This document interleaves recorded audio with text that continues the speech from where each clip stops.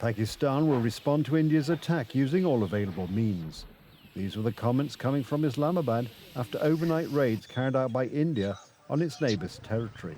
According to the Pakistani armed forces, India lost 5 aircraft in the attack.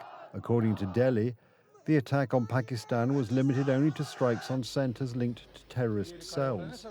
The fact is, however, that the two nuclear powers are at war, the escalation of which could affect the entire world.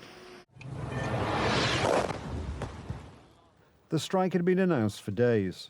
The only thing that was not known was its scale. According to India's defence ministry, the targets of the attack were terrorist cells linked to the April 22 attack on tourists in Kashmir. India exercised its right to respond and preempt, as well as deter more such cross-border attacks. These actions were measured, non-escalatory, proportionate, and responsible. They focused on dismantling the terrorist infrastructure and disabling terrorists likely to be sent across to India. A harsh response to the attack in Kashmir, an Indian street demanded. For weeks, Indians have been demanding that Pakistan be punished. This is a very good move. We were waiting for India to give Pakistan an appropriate response. This strike is praiseworthy, and we are happy it was carried out. So much for the fact that the accounts from Pakistan contradict those from the Indian authorities. In the night raids, nearly 40 people were said to have been killed, and more than 80 were wounded. Most of the victims were civilians. Indian shells fell on a mosque and residential areas.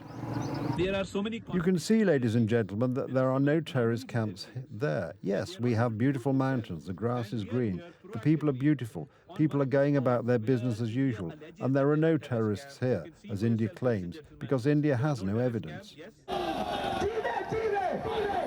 Pakistan has already announced that the response will be severe. The armed forces say that the Indian Air Force suffered heavy losses in the attack. Pakistani air defences joined the fight. Our armed forces, the ground forces, the air force are giving all the necessary responses to defend the territorial integrity and sovereignty of the Pakistan. And so far, I can confirm you that 5 Indian aircrafts, including 3 Rafale, 1 Su-30 and 1 MiG-29 have been shot down. The international community is calling for restraint and a return to diplomacy. It is also essential, especially at this critical hour, to avoid a military confrontation that could easily spin out of control.